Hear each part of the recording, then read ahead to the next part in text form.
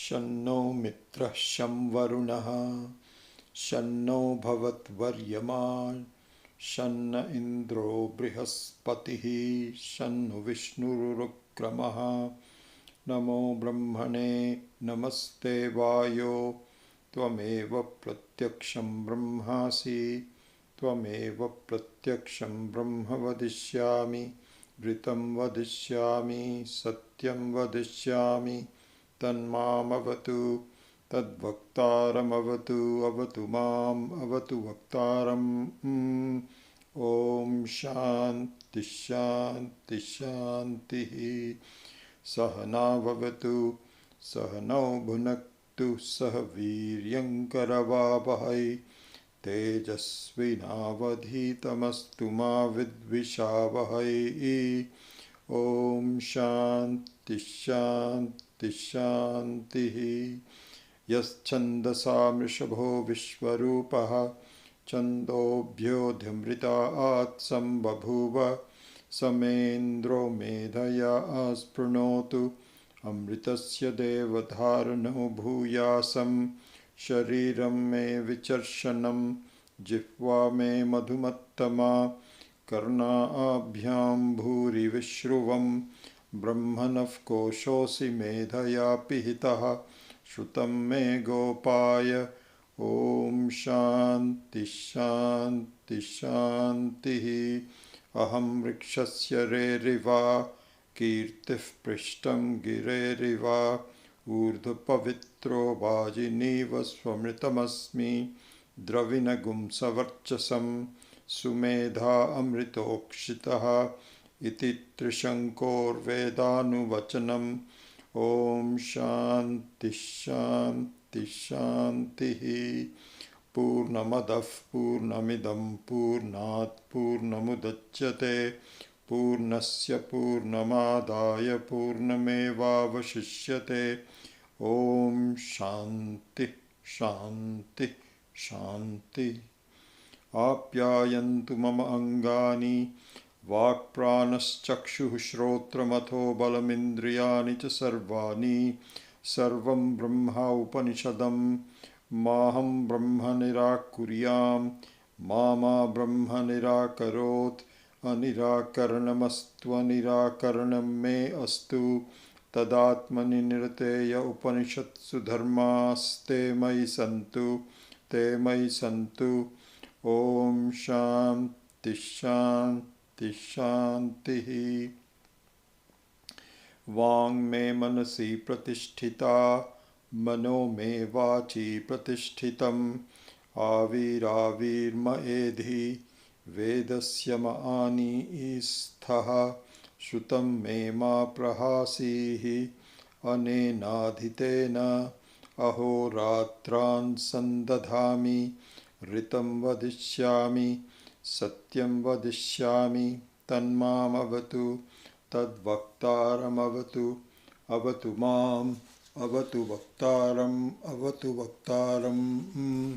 ॐ शान्ति शान्ति शान्तिः भद्रं नो अपि वातय मनः ॐ शान्ति शान्ति शान्तिः भद्रं कर्णेभिः शृणुयाम देवाः भद्रं पश्येम अक्षभिर्यजत्राः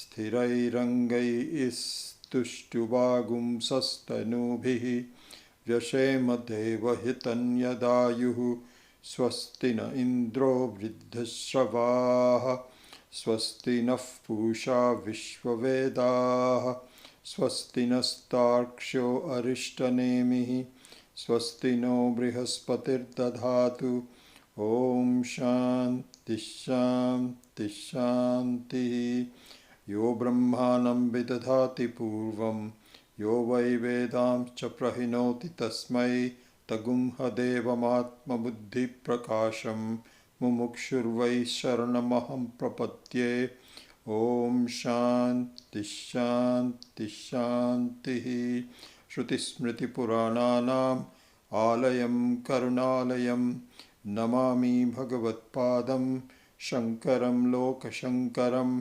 शङ्करं शङ्कराचार्यं Keshavam Badarayanam Sutrabhashya Vande Bhagavantau Punah Punaha Narayanam Padmabhuvam Vasishtam Shaktim Cha Tatputra Parasharam Cha Vyasam Shukam Gaudapadam Mahantam Govinda Yogindra Mathasya Shishyam Shri Shankaracharya Mathasya Padmapadam Cha Hastamalakam Cha Shishyam Tam Totakam Vartikakaramanyānasmadgurūn Santato Manatosmi Om Vishwam Darpanadishyamana Nagari Tulyam Nijantargatam Pashyanat Manimayaya Bahirivot Bhutam Yatha Nidraya Yat Sakshat Kurute Prabodha Samaye Swatmaname Vadvayam Tasmai Shri Guru Murtaye Namaitam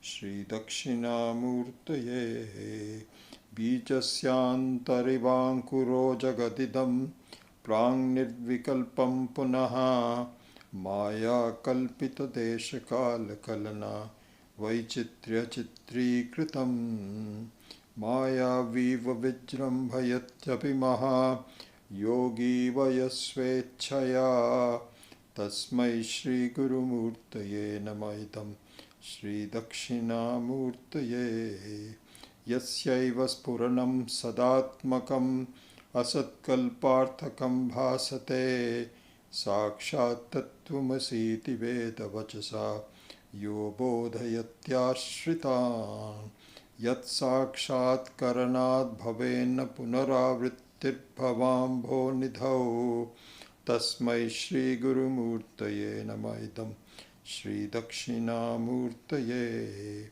Nana Chidra Ghatodhara Sthita Mahadeepa Prabhabhaswaram Gyanam Yasya Tu Chakshuradikarana Dvara Bahispandate Janamiti Tameva Bhantamanubhatye Tatsamastam Jagat Tasmai Shri Guru Murtaye Namaidam Shri Dakshinamurtaye Deham Pranamapi Indriyanapi Chalam Buddhim Cha Shunyam Viduhu Stri Balanda Jadopamastwamiti Bhranta Bhrisham Vadinaha Maya Shakti Vilasa Kalpita Maha Vyamoha Samharine Tasmai Shri Guru Murtaye Namaidam Shri Dakshinamurtaye.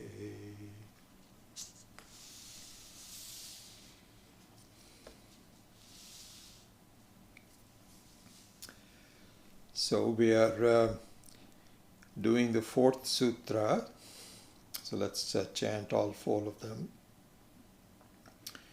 Athato Brahma Jigyasa Athato Brahma Jigyasa Janmadyasya Yataha Janmadyasya Yataha Shastrayonitvat Shastrayonitvat Tattu Samanvayat Tattu Samanvayat. So these are the four famous and important sutras that cover the bulk of the Brahma Sutras, and we are almost to the end of it, and we will wrap it up pretty soon. So we are doing the fourth sutra, and in the fourth sutra we are specifically looking at the word tu. And the word tu, as you know, is Purva Paksha Vyavritti Artha. So it means that it is to raise and to answer some doubts and some objections. So there's a difference between doubts and objections, because the doubts can be where you agree with the overall message of any one spiritual teaching, and here Vedantic teaching, but you are not very clear about it. So you still have Shraddha towards the basic tenets of what Hinduism and what the Vedic knowledge is, but you are somewhat uncertain, and all of this comes about, doubts and objections and so on, because we are impatient. That's really the fundamental part of it. Because we want to, and particularly because Vedanta says, once you know yourself, then all your problems are solved in life. And so I agree with that, and I am submitting to that vision. But that vision is not coming true because I am listening, I am attending classes and so on, but the sense of smallness, the one that I started with, has not completely gone. So you begin to have some doubts. Is this really happening? Am I being led astray perhaps, or what? So this is the doubt. And then the objection is something different, because the objection means that I have already concluded that what you're talking about doesn't make any sense. And so let me tell you why doesn't make any sense.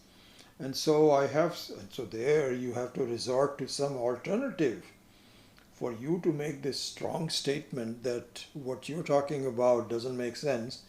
Must mean that you have inquired into something else where it does make sense. And compared to that, you now have an objection to it.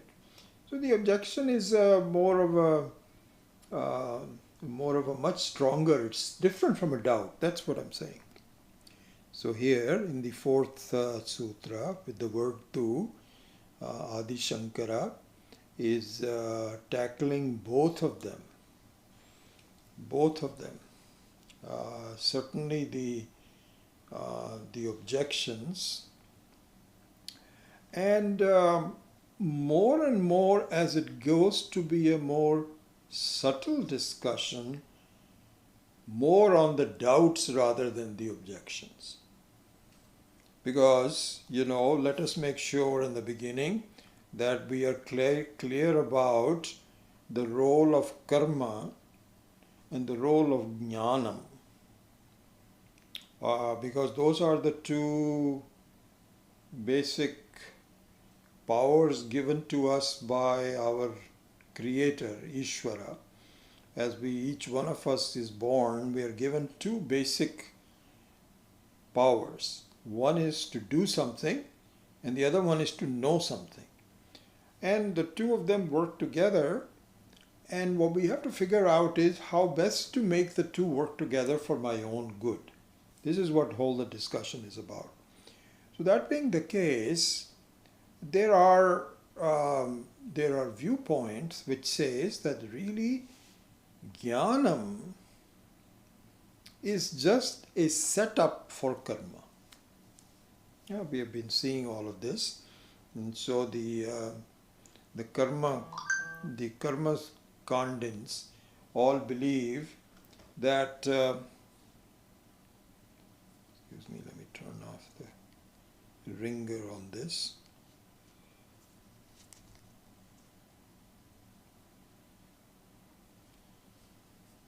And so the Karmakandins believe that really the entire Vedic system is made up on what to do.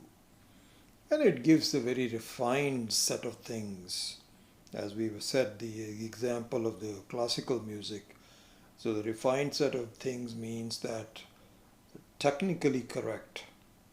And this is what you have to do. It works, and your future will be ensured. This is what you need to do. Now, the Jnanakandins feel that that's not the end of it. Not the end of it. There is something more that needs to be done. So there are stages of Ananda. Okay, so somewhere we will look at this in more detail. And so in the Panchadashi, for example, in the last 5 chapters, so it talks about, really you can look at it in different ways. But one of them is Vishayananda. The second one is Vasanananda. And the third one is Brahmananda, Ananda. So these are the various segmentation. Beautifully done in the Panchadashi, and we hopefully will take it up in one of the classes, I'm not sure when. And so the Vishayananda we are very familiar with, that for us to find joy, we have some desire for some specific things, and if we get those things, then indeed I have an experience of Ananda. Very common. This is called Vishayananda, and it's also technically called Pratibimbananda. And so we'll discuss that. It's pretty much the same thing, Vishayananda and Pratibimbananda. Then the second one is more superior to that, which is Vasanananda. And so here the example given is that if you look at your lives, what you find is that if you just analyze your days of experiences where you and I find our joy, what we find is that if we acquire something that we have been wanting to, then there is a sense of Ananda. This is Vishayananda or Pratibimbananda. Then there is a more superior one which is called Vasanananda.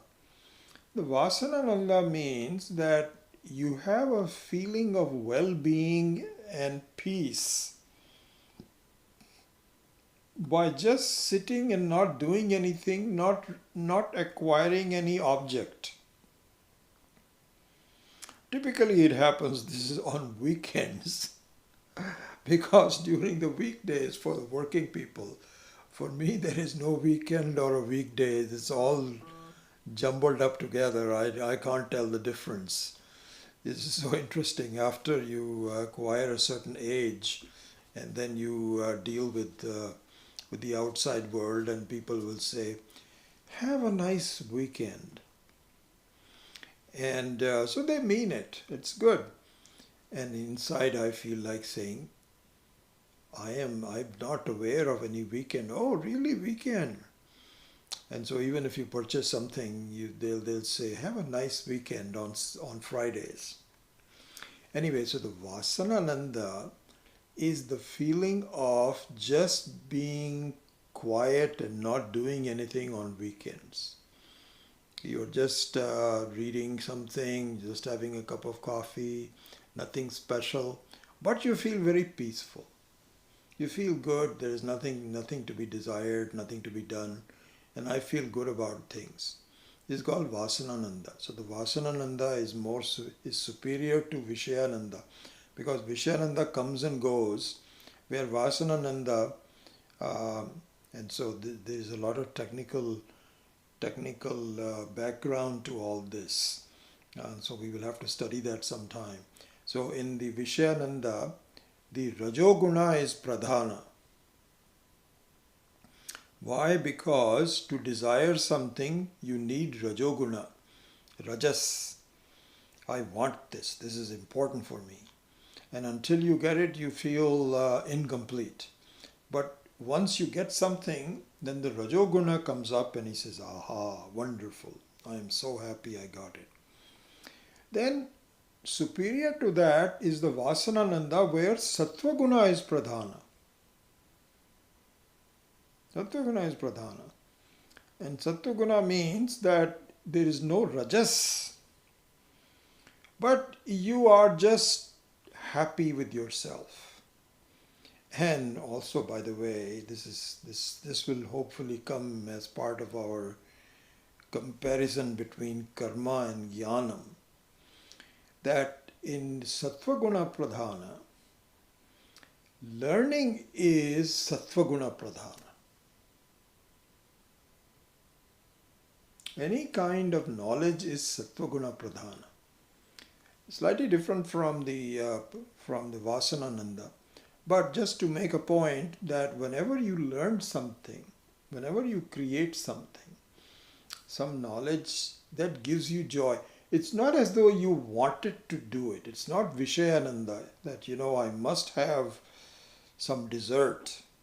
That often happens. You're just eating your nice meal and you should be done, but you feel, no, I need to have some sweet.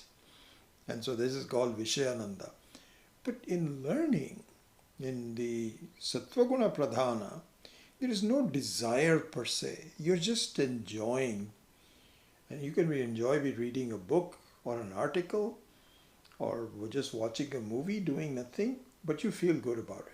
This is called Sattvaguna Pradhana. Anyway, going back to the 3 levels of Ananda, there are many other levels of Ananda, but just to oversimplify, there is Vishayananda, there is Vishayananda or Pratibimbananda. Second one is the Vasanananda. Third one is Brahmananda. Brahmananda is the real one. The other 2 are just copies of the Brahmananda. How do you find Brahmananda? This is what we are studying. This is what the whole comparison between karma and Gyanam and subtleties of it and so on. Though sometimes we often hear this, that Brahma Sutra is very, very analytical, and I don't know whether I should really study this because it is very dry, it is very just logic. There is I don't see much gain for myself. This is the impression that we have. Well, it is all because of the fact that the acquiring of Brahmananda is so subtle that you get lost in the process and you give up. So you get impatient, exactly going back to the karma and Gyanam. You become impatient that I've been studying for a while, nothing is happening, so let me do something. Because you only have 2 things at your disposal. The Ichcha is also a guna. So that is there, but the 2 basic gunas that you have at your disposal to utilize in your life is karma and Gyanam. And so you have already learned something and it has not yet become effective. So you go to the other one.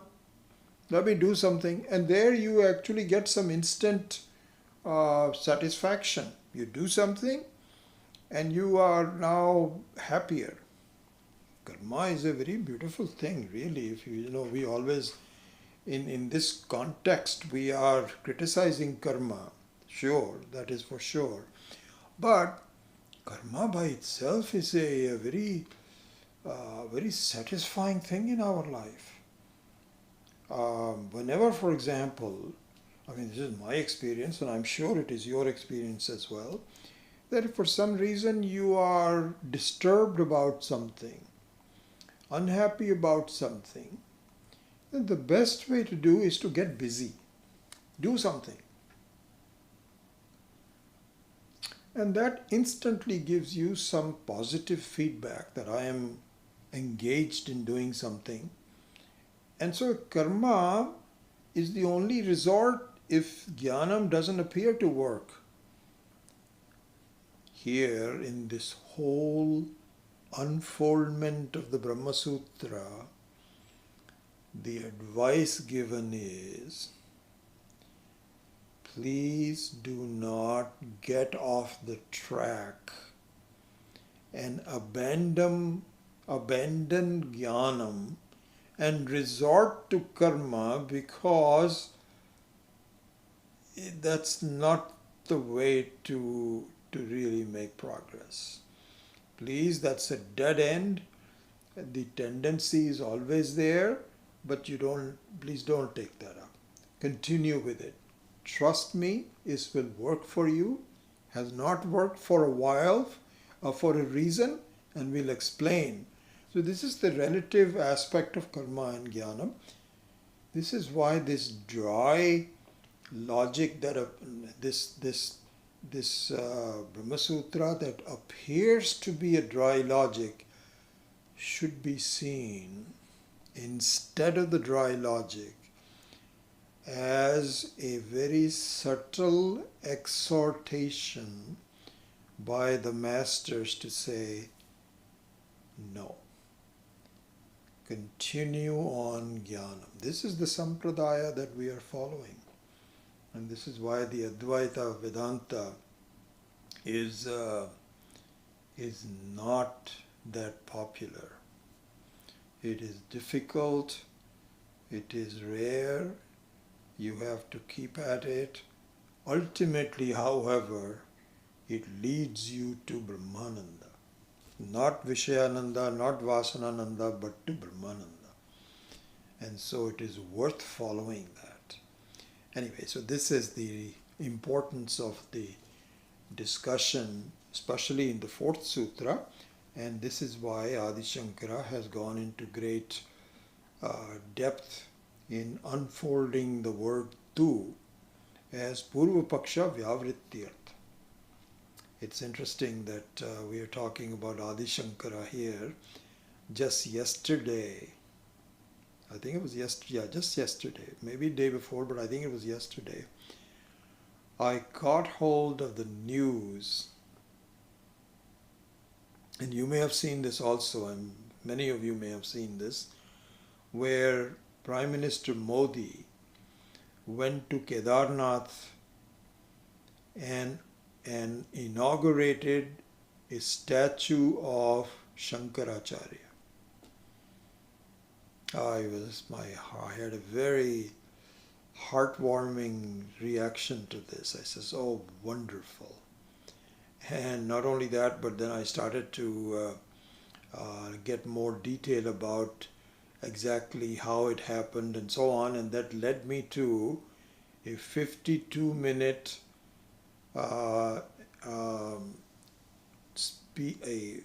audio of the speech by Prime Minister Modi on Shankaracharya. And this was on, I think I saw that on one of the channels. I forget, I think it was on Twitter.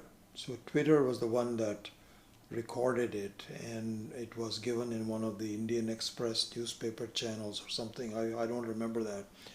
And I've listened to maybe about 35 to 40 minutes of it. Beautiful speech. And of course his Hindi is very Sanskritized Hindi. He knows all the words. But anyway, I was very impressed by his understanding of the Advaita Vedanta, Advaita vision of Shankaracharya. And more than that, I'm very happy that in the history of India, Shankaracharya has not yet been given adequate importance. It should be given more importance. Swami Paramatmananda from Rajkot, not Paramarthananda, but Swami Paramatmananda, that many of us know. He was also of this view, and in fact he wants to really help out as much as possible on doing this. So very nice to see that the difficult and subtle and rather rare teaching of Advaita Vedanta is now at the very center stage. Very, very happy due to the understanding and the loyalty of Prime Minister Modi. Anyway, that's on the side. Anyway, coming back to this, so the explanation of the word tu, which we are now going through, is to make sure that you don't lose sight of what we are really trying to do as part of following this sampradaya, which is what delivers the goods to you, what gives you the final result is Gyanam, not karma.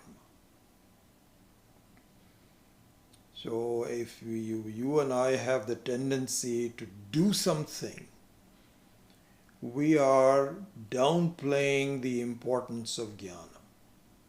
Now, the doing something as a part of Gyanam is something else. That's not what we are talking about. And that's exactly what is going to be discussed very shortly as the very end of this fourth chapter, fourth sutra. And so we will come to that, but let's just proceed systematically. All right, so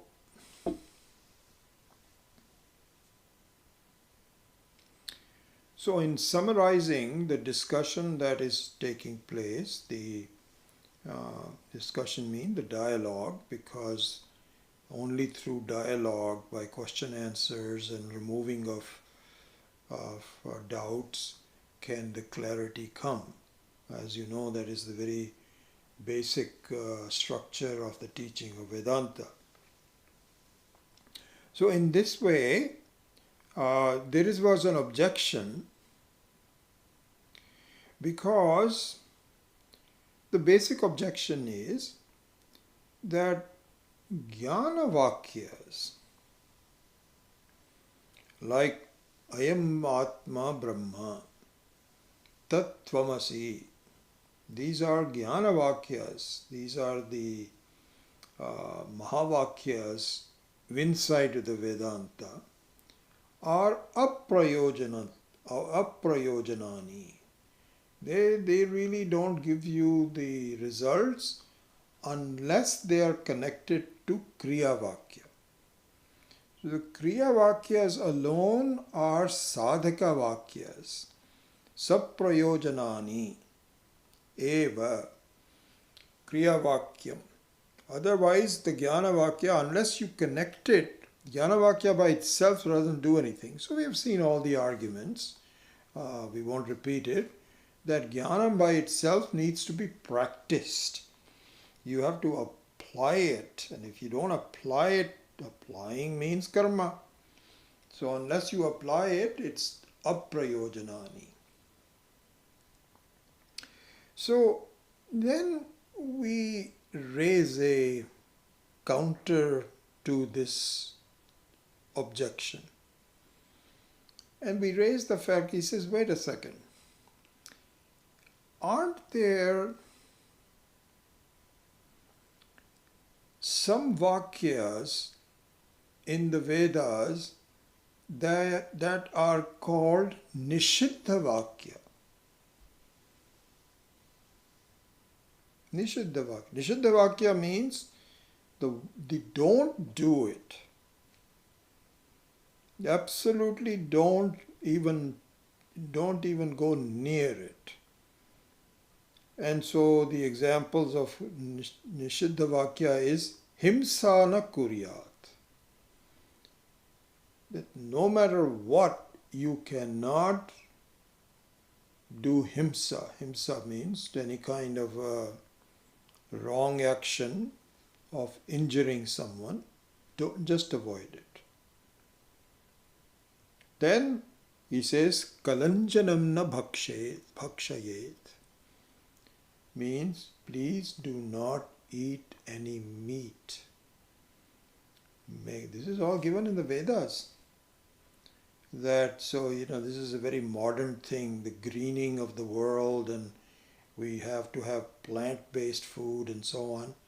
Hey, this is nothing new. This has been going on this is the Ishvara's own order. Please don't eat any meat. And Swami Chinmayananda used to say that, I'll never forget this. He used to say, the reason we should not eat meat, because himsam na kuryat and kalanjanam na bhakshayet are very, very related, because in order to eat meat, you have to do himsa, you have to kill, and you have to control someone. So he used to say, it's very easy to see. See, one thing Swami Chinmayananda used to say, that you have to eat a live being in order to survive. So even a plant is a live being. Okay, that's for sure. You cannot survive by eating rocks or wood. No. This is the law of Ishvara. So in order for a live being to survive, you have to eat another live being. The question is, which live being should I eat? So I remember Swamiji used to say, all right, this is very easy to see. If the live being that you are eating protests, don't eat it. If it does not protest and submits it to your control, this is Ishvara Kripa.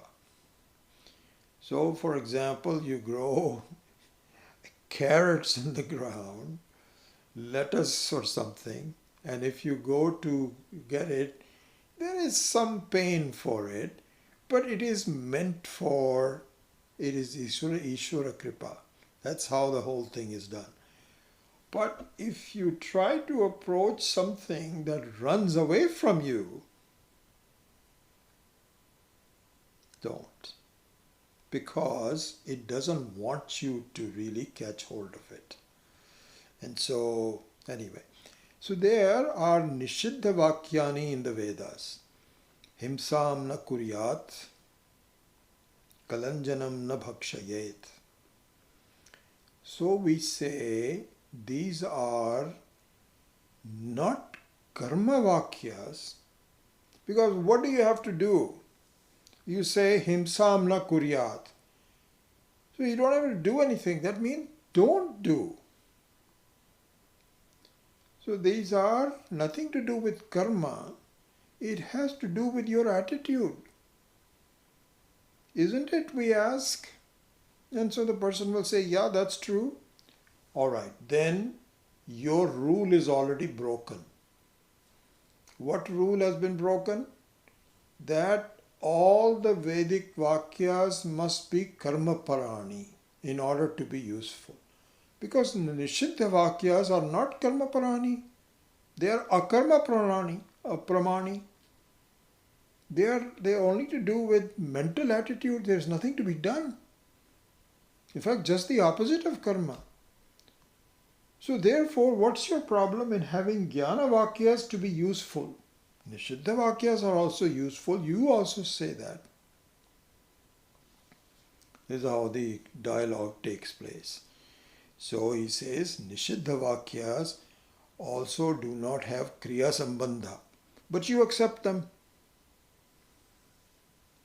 So in the Sanskrit, the sentence would be, Vedanta Vakyani api pramanam nishedha vakyam vat. Just like the nishedha vakyam is there, nishiddha or nishedha, the Brahma Jnana Vakyani also are pramanani. So this objection has been answered. Now the Vrittikara, because we are actually going into the matam of Vrittikara, because the Vrittikara said, yes, we accept Brahman, but the karma has to be done after Jnana. This is the basic tenet of the Vrittikara. And so the reason for that we are discussing, and we have already answered this objection. Now he raises another objection. And he says, and this is one of the very prevalent objections that we see. All of these really are not theoretical objections. We see them in our lives. We see them. And so the next objection is, but it does not seem to work. What doesn't seem to work? Jnana Vakyani are not phalavat. They are not fruitful. They don't work. Fruitful means they don't seem to give you the results. Because he says that there are hundreds of thousands of students who are sincere students of Vedanta. They are learning, and many of them have really learnt. the basics of Vedanta. They've been studying with one teacher or the other for a considerable amount of time. They are very sincere, they are loyal and all that. But it doesn't seem to work. They may have some advantages before compared to what they were before, but they're pretty much still very bound by the laws of the universe. They still get upset. They are not able to cheat death, as you all say you will. So it doesn't seem to work. What about that? So there, the answer is, we did not say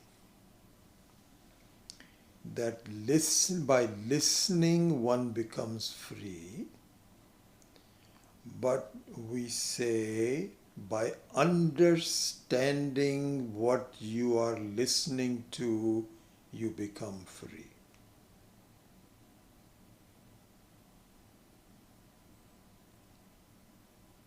That's what it is.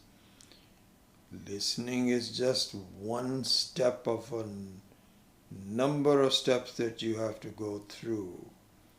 And so, in the beginning stages, you'll say, here it says that I am birthless and deathless.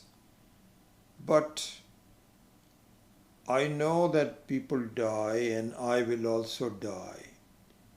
So you now have a conflicting understanding. On one hand, you want to believe what Vedanta is saying. On the other hand, you have the direct experience of the mortality. So immortality and mortality are in direct conflict, and I'm not able to resolve it. Or you will say, the Upanishad says that I am free. So we can just stop at that. The Upanishad says that I am free. What does this sentence mean? It means I am not free, but the Upanishad says I am free. This is not understanding. This is not understanding. This is listening and doing some shraddha, yes, but this is not. Only when you say I am free, and so there is that stage that one has to come to. So therefore we answer the objection of the Vrittikara, which says it doesn't seem to work. That is because there's not knowledge yet.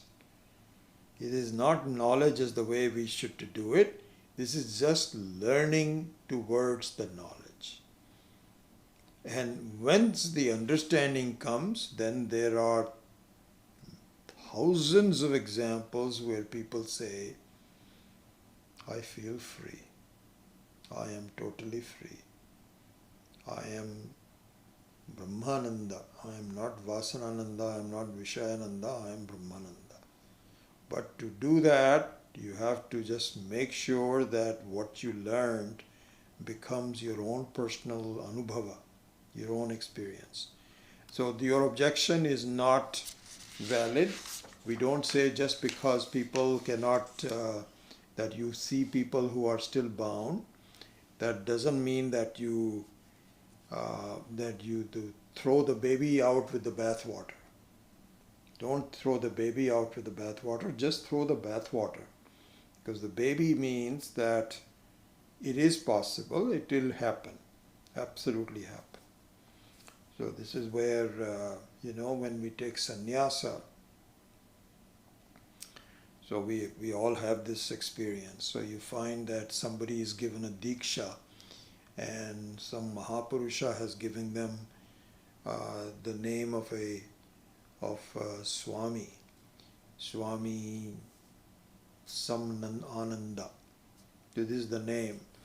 And you anoint the person, and then you have given new identity, and the person now is wearing ochre clothes, and he has renounced his brothers and sisters and mother and father. He's become all alone. He's become Swami Ananda something. And so that's there. Now, when you go to that Swami, do you think that that Swami has now become totally free just from this anointment of this Diksha given by a Mahapurusha like Swami Chinmayananji or Swami Dayananji or somebody like that? Do you think that is what has happened? No, it hasn't happened. This is what is called Vividisha Sannyas. Veditum Ichha Sannyas means Vividisha Sannyas means their renunciation. I think this topic is going to come up in the Kaivalya Upanishad class next. Vividisha Sannyasa means that the person now is dedicated to learning that I am Brahman. That's all. He doesn't know Brahman yet, but he is now dedicated to learning that I am Brahman. Then, and this is just like those of us who are householders who are also committed to doing the same thing. Then comes a point where the Vividisha Sannyasi becomes Vidvat Sannyasi. Vidvat means Jivan Mukta, means yes, I am free. It's not, it doesn't say the Upanishad says it's I am free, it says I am free. Difficult. Most of the Swamis that you see are not Vidvat Swamis, they are all Vividisha Sannyasis. But that doesn't mean that Vidvat Sannyasi is not there. They are all there also. And so therefore we argue that really this is not a valid objection, that just because you don't see people from life as being free, it's difficult, but it can be done. That doesn't change the very basic structure of Gyanam and so on. Okay. Then the Vrittikara says, okay, fine, but wait a second. Don't you also say Shravanam, Mananam and Nidhidhasanam?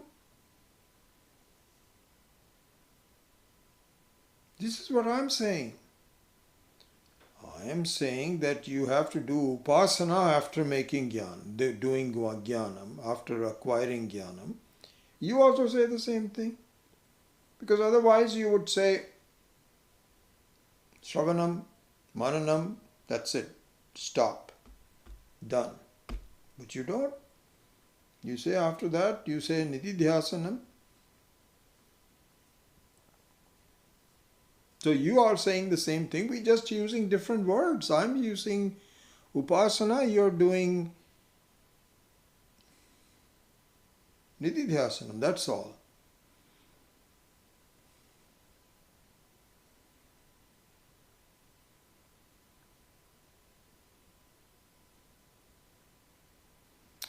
So we say there is a big difference between them. Big difference between Upasana and Nidhidhasanam. And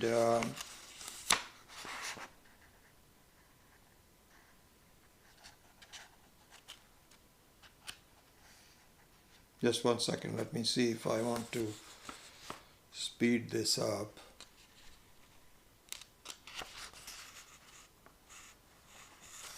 Yeah, I think I can, won't do that part of it. I will continue on this comparison of Upasana and Nidhidhasanam.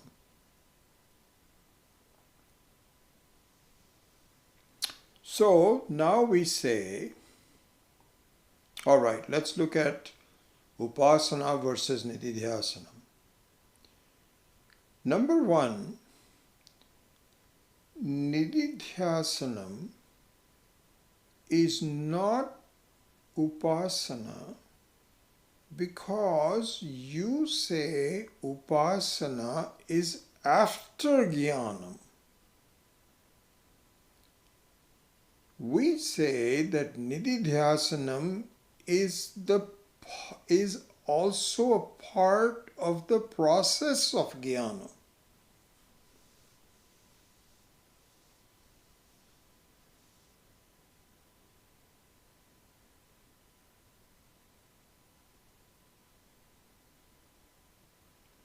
And so for us the Gyanam means avagatihi.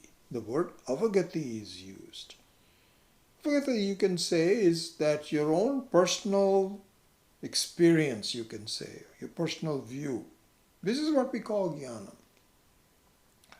And for that to occur, Nidhidhasanam, for that to occur, for that to be a fruitful event, all three of them are necessary. Gyanam, Shravanam, Mananam and Nidhidhasanam. And it's not as though I have the Gyanam, now I have to do Upasana. It's not like that. So where it is also differs. Secondly is, Upasana is a karma after Gyanam. Whereas Nidhidhasanam is not karma after, it's really the same thing. I'm almost like the 2 points are, there's some slight differences between them, but for all intents and purposes, it is pretty much the same. That if Nidhidhasanam is a mental karma, which it is, no doubt about it, but that is before the Gyanam has taken place. It is part of the Gyanam. Number 3, Upasana produces punyam adrishtam. Upasana produces punyam. Why? Because the Upasana is a mental karma, which is, because remember there was a argument given by the Vrittikara that Brahma, if you do Upasana on Brahman, this is the most superior karma that you can do. If you do karma on a specific devata, then it also gives you some results. But if you do it on Brahman, my God, that is the ultimate. Then you become free. And so therefore you must do Upasana on Brahman. This is what the Vrittikara was saying. So this is what it says, is that it produces special punyam and adrishtam. Adrishtam means one which is stored for later.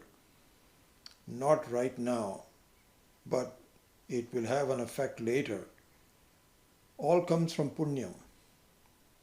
What kind of punyam? Upasana on Brahman. So the Upasana is a karma. It has Karmapala, specifically punyam. We all agree with that. That's all. We're not saying that it doesn't happen. We're not disputing that. But the main thing is that it produces results later. So there is an expectation. So it is within time. See, it is almost like, when you are putting your seed down to plant something new, then they say that it has to be done with the right technique. You have to put water, some soil around it. You have to fertilize it, and then you have to wait for time. Because the plant, you cannot send. This is what happens with children. When young children are taught how to plant things, they become very impatient. They'll say, Mom, I planted something yesterday and nothing has happened. I think I should dig it out. The mom says, don't touch it. Don't touch it for several days. Several days I don't touch it? Why? What's happening? It should turn into a plant. No, baby. The seedling takes long time to come through. It's happening, but it doesn't manifest itself for several days, perhaps weeks. The baby doesn't quite understand it, so gets impatient. So similarly here also, Upasana has a time element to it. Whereas Nidhidhasanam has no time element, it is timeless. It happens right now.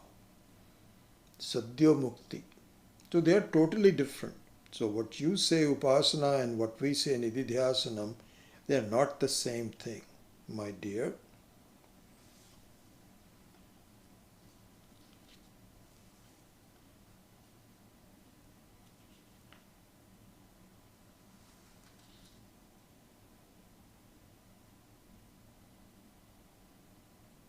Okay, then one of the last Purva Paksha says,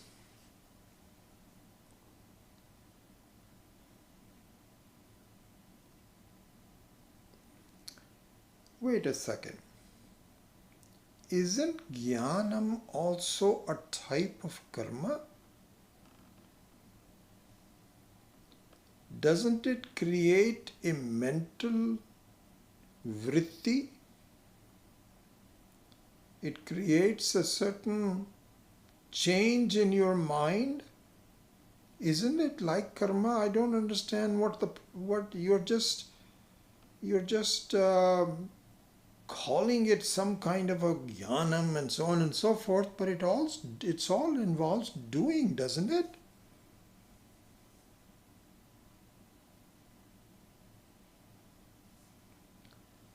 What's the difference between that karma and the karma that we always say that you should be doing? I don't understand why you're making such a big deal about it. So to answer that, we give two arguments to answer that. One is,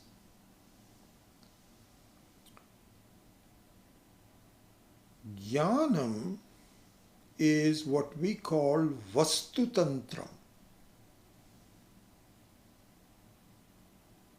And karma is Kartra Tantra. What does it mean? Vastu Tantram and Kartra Tantram.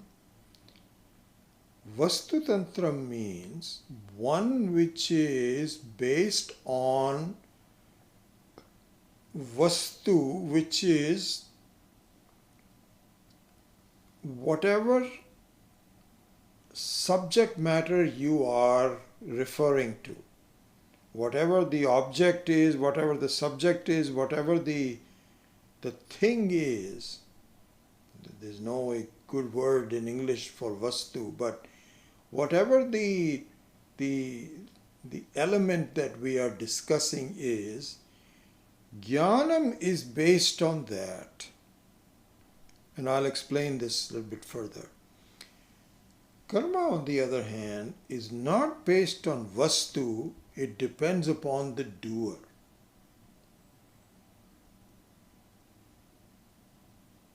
So let's look at the difference between here. Swami Paramarthananda had given a very nice example, I thought. He says that suppose I am talking and you are all listening, Swamiji said. And this is very true. So very often if you listen to Swami Paramarthananda's talks, even though they are basically in English, but once in a while he lapses, not lapses, that's not the right word, but he deliberately goes into Tamil. So he sometimes if he has to give a joke, which is much more effective in the vernacular language, so he goes into Tamil. Or sometimes he has to give an example, so he goes back and forth between English and Tamil. Okay? So now he says that you have no choice over it. Whatever I speak, in whatever language I speak, you have to listen to that. If you understand both English and Tamil, so much the better. If you only understand English and not Tamil, that's okay. You can. I'm not spending 100% of my time in talking Tamil, I'm only spending maybe 2 or 3%. So you can just, like sometimes I will also go into Hindi or Punjabi. And so, you can just say, oh, let him talk. That's okay, because it's not going to be very long. So the main thing is that the listening is Vastu Tantra.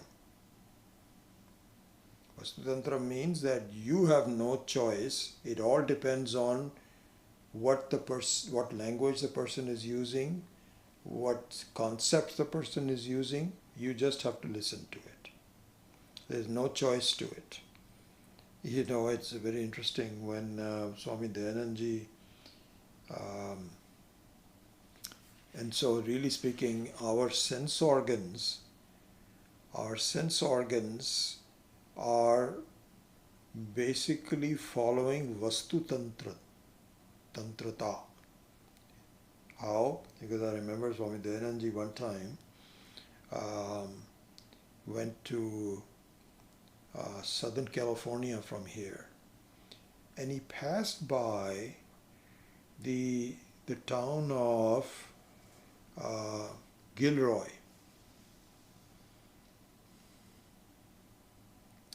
And as soon as he passed by, he could smell the garlic.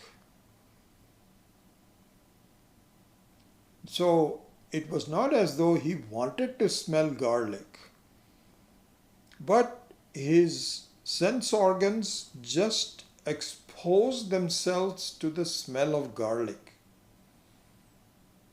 He had no choice in the matter. This is called Gyanam Vastu Tantra. Gyanam here means knowledge of garlic, because he used to, as you know, the Swamis and Sannyasis, they do not eat garlic or onions for that matter. And by the way, the reason for that is because they are rajasic, rajas guna, and they want to be celibate, and which is sattva guna, and so anything that creates rajas for them is contrary to what their lifestyle is, and so they don't like to eat garlic, and so they can have the aroma of garlic, and they are knowing that this is what garlic is. So Swami Dayananda used to say, when I pass by, this town, and I could immediately sense, oh my gosh, this is the town, because this is where garlic is, we have the annual garlic festival. And so he says, this is something that I didn't want to do, but I had no choice. This is what is called Vastu Tantra. So now compare between Gyanam and Karma. Because remember, the contention of the Vrittikara is that Gyanam is also a karma. And Adi Shankara's response to that is no. They are totally different. So he gives two reasons for doing that. One of them is that Gyanam is Vastu Tantra. Just like going to the garlic place. Now, Karma, on the other hand, is Kartra Tantra. How? So going back to the example of Swami Paramarthananda talking in either English or Tamil, because if you are a student in Chennai and you are listening to Swamiji, you have no choice whether he speaks English or Tamil. It's one of the, that's completely his choice. But suppose you want to take notes. What Swami Paramarthananda is saying, you want to take notes. The action of taking notes is Kartru Tantra.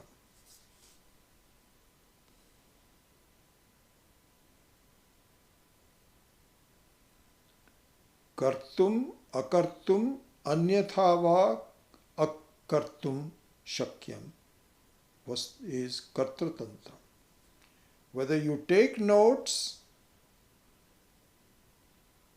don't take notes, or take notes in English or in Tamil, all depends upon you. So Upasana is karta tantra. It's a karma. Whether you want to do Upasana, not do Upasana, what type of Upasana, how often you do Upasana. Upasana means bhakti, some prayerful sitting down and so on and so forth. It all depends upon you. It's not true of Gyanam. Because once the knowledge is given to you, you have no choice on the matter. Just like in the case of the Rajju Sarpa example. So, if you think that this rope is a snake, you may want to run away from it. You may want to get a stick to protect yourself. You may want to jump on top of the sofa set so that it cannot bite you. All of those things all depends upon your attitudes, your response to what your notion is. But if somebody says, why are you doing this? Why are you running around? Is it because I think there is a snake in here?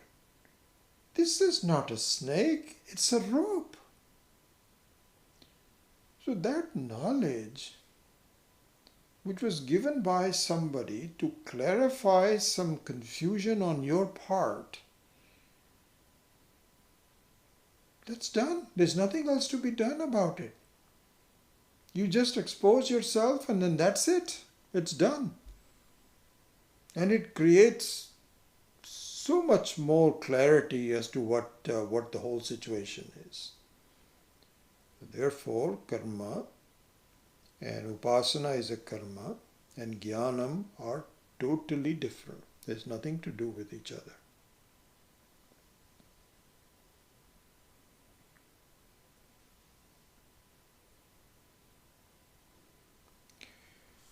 Then, finally, it says that karma, as you know, we've already gone through this, so this is a summary.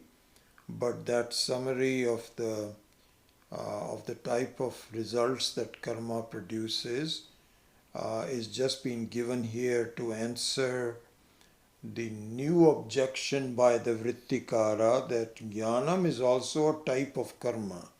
And we say no, it is not.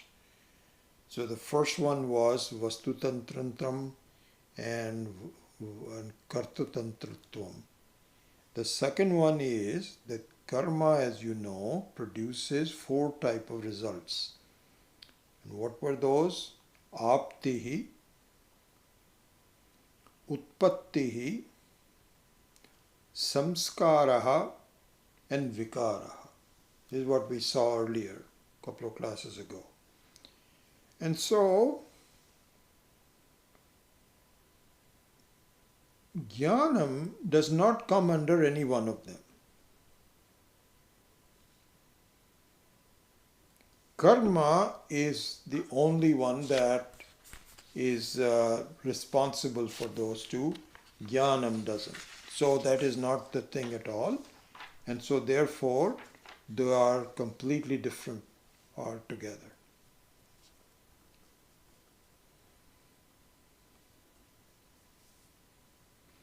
So with this, I'm happy to say that the 4th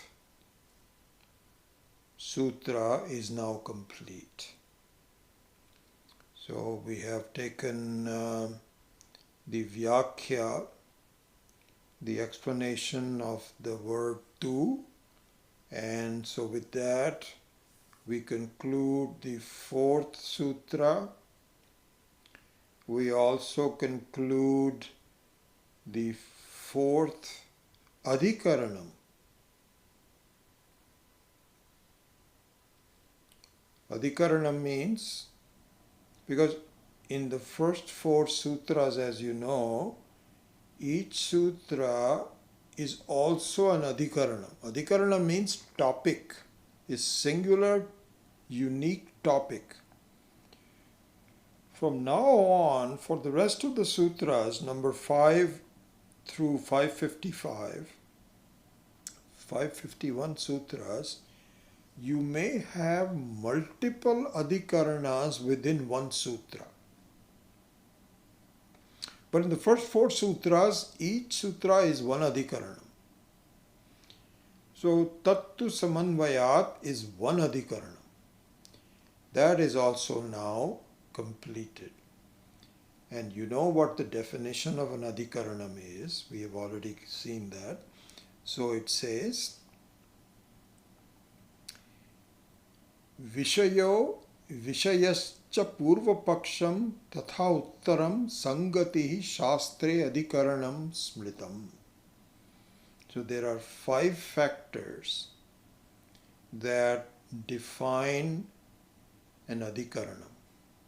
So in this fourth sutra, let us see what those 5 factors are, and with that we will wrap up the end of the fourth sutra.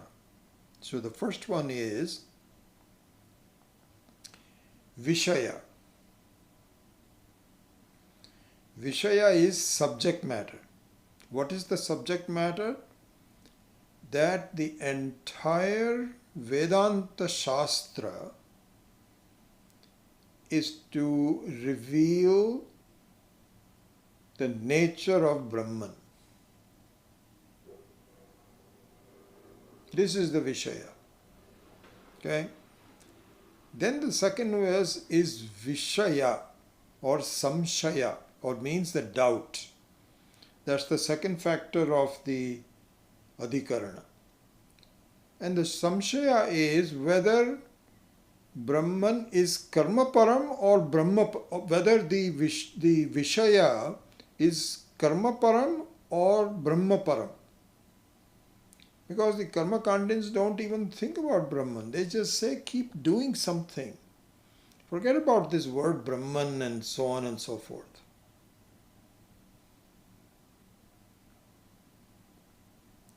So the Purva Paksha, the third one is Karmaparam. That really life enjoins action, and they all follow is Jaiminis Amnayasya Kriyarthatvat. That way of looking at things. So the whole Vedas is Karmaparam. There is nothing to be known. Knowledge is just to establish karma. Then the Siddhanta, which says no, Vedanta Shastram is Brahmaparam. Just a matter of clear understanding. And so, if the purification is not there, then for Chitta Egagrata, yes, you may have to do karma, but this is not the final one. Really, if you want to do Brahmananda, not Vishayananda or Vasanananda, you have to understand that you are already Brahman. There's nothing else to be done. Then the Sangatihi is what is the connection between the previous one. So in the previous one there was some doubt whether the entire Shastra is based on Brahman or not. And so with this fourth sutra, that objection has been taken away. That is the Sangati between the third sutra and the fourth sutra. So the fourth sutra definitively points out the nature of the Vedanta Shastra, that it is Brahmaparam and it is Gyanaparam. So with that, the 4 sutras are now over, and I will discuss where we will go from here later on. I will let you know. One of them is that I do want to go back and go over some Sanskrit Bhashya sentences and connect it to the concepts. And also I want to revise the four as a conceptual background, and then we will decide where to go from there. So I think we're going to have a little bit of a break. Next week we will have, as you know, the satsang with Zoom. So there will be no class on Brahma Sutra next week. And then after that, I think there's a couple of weeks where we may not have classes because of the Thanksgiving weekend. I'm also busy in those times, and so I will let you know about what the program is later.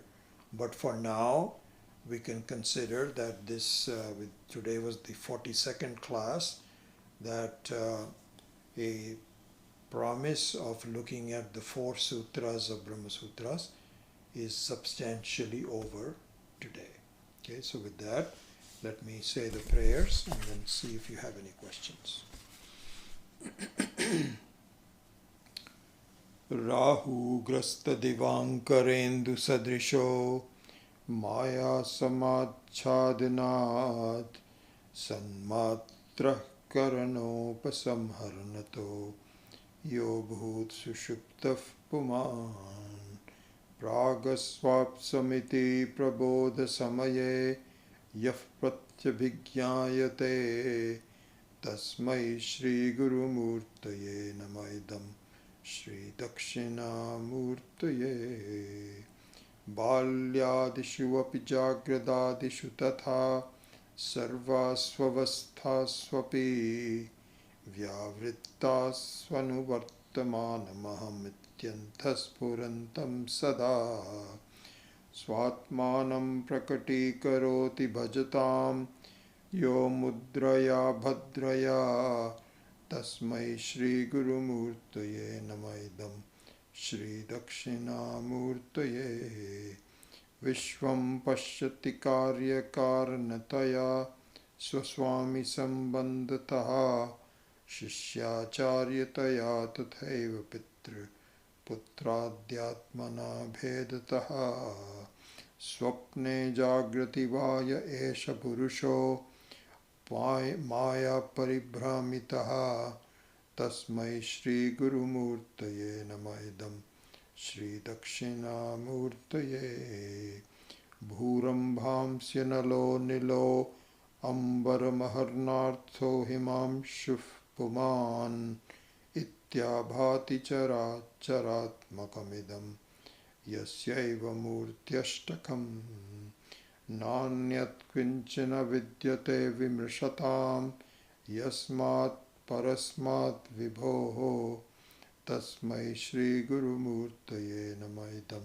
Shri Dakshinamurtaye Sarvat Matvamiti Sputikritamidam Yasmatamushmin Stave Tenasya Shravanat Tadatthamananat Dhyanat Sankirtanat Sarvatmatvamibhuti Sahitam Syadishwaratvam Swataha Siddhetat Punarashtadha Parinatam Chaishwaryam Avyahatam Ashubhani Nirachaste Tanoti Shubhasantatim Smriti Matrena Yat Pumsam Brahmatan Mangalam Param Atikalyana Rupatvat Nitya Kalyana Samshrayat Smartranam Varadatvat Cha Brahmatan Mangalam Viduhu Omkaraschatha Shabdascha Dvavetau Brahmanah Pura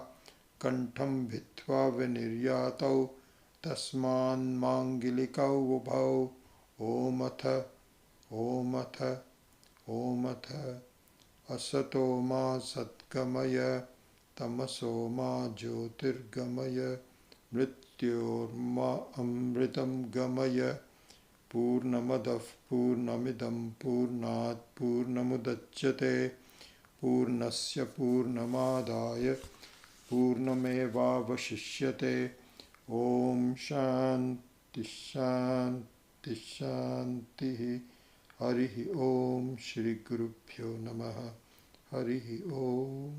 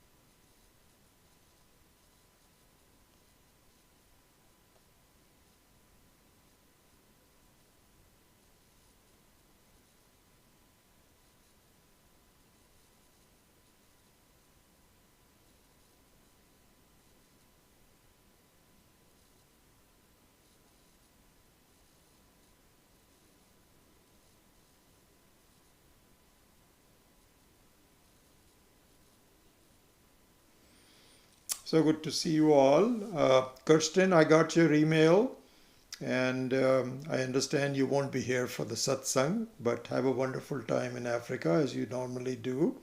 So all the best wishes to you. Larry Lopez, it's good to see you. Larry, I still have not sent you Swami Viditatmananda's book. I've been meaning to do that. I've just been forgetting, so I will do that.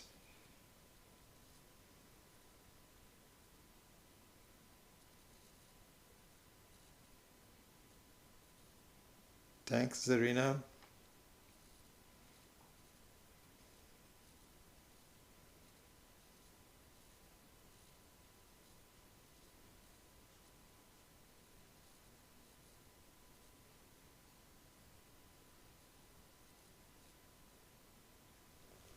All right, I don't see any questions per se, but I look forward to a good dialogue on Zoom next week. And if you can attend, that'll be wonderful. Look forward to it. So with that, I say goodbye until next week. Om.